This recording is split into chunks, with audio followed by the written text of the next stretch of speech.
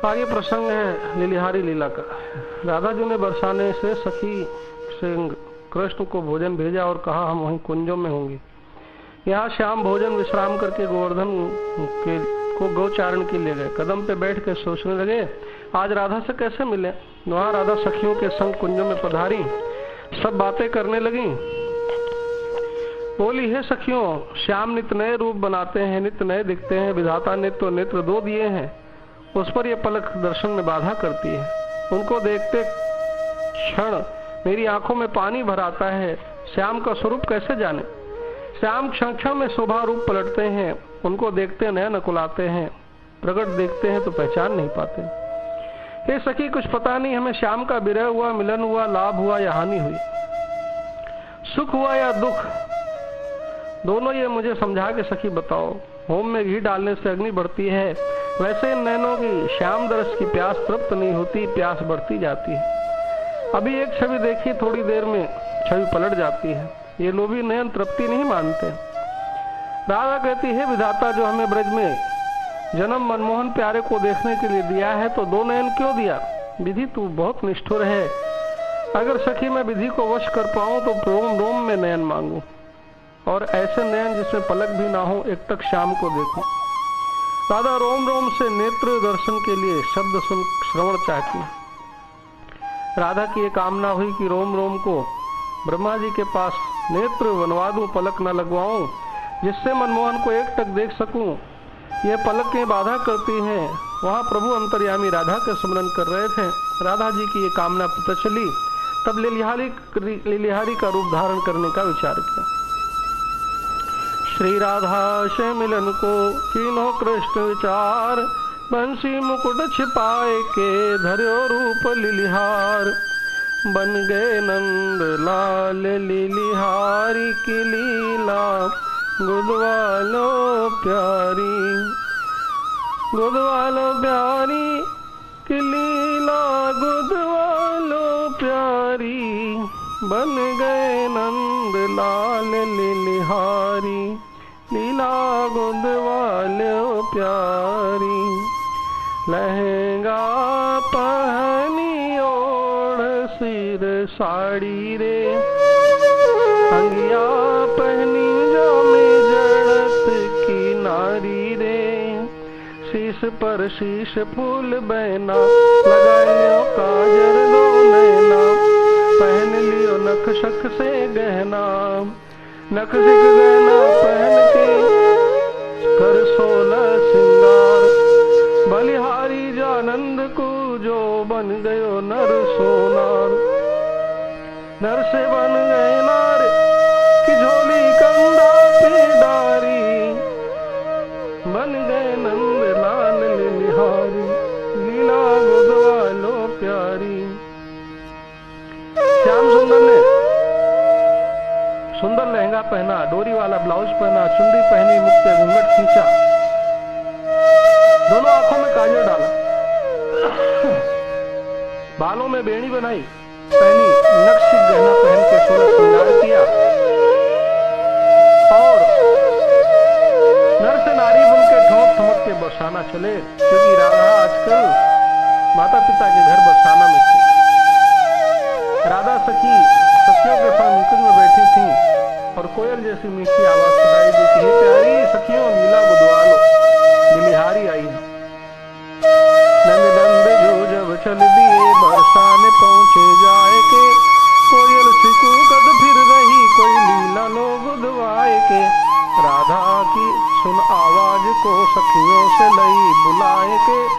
दो सखी लीला मेरे, मैं देव तुम्हें बताए के। राधा रानी ने सखियों से कहा कि जाओ सखी लिलिहारी को बुला लो।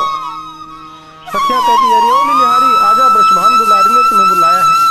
लिलिहारी सखी संग चल दी, बोली राजकुमारी कहाँ लीला गुदवाओगी। राधा ने सोचा प्रतिरोम नयन न बन पाए तो प्रतिअंग श्री कृष्ण के नाम से ही गुदवा लूं। अतः बोली लिलिहारी मेरे अंग अंग पे श्री कृष्ण का नाम लिख दो।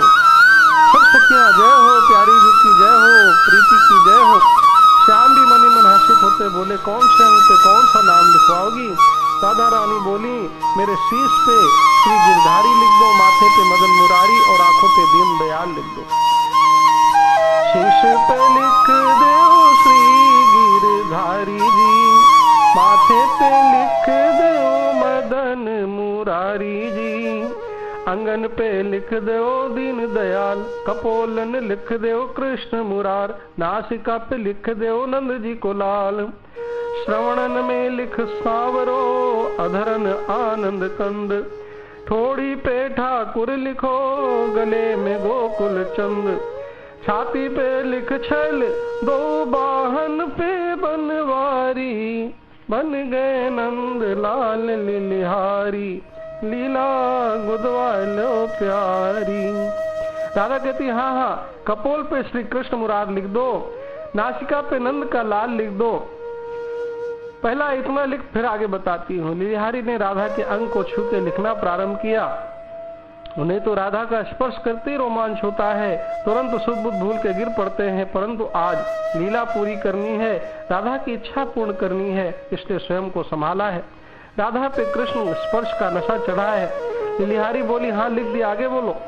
राधा रानी बोली मेरे कानों पे सांवरा लिख, मेरे होठों पे आनंद कंद लिख, मेरी ठोड़ी पे ठाकुर लिख, गले में गोकुल चंद लिख, और मेरी छाती पे छैल लिख दे, मेरी दोनों बाहों पे बनवारी लिख दे।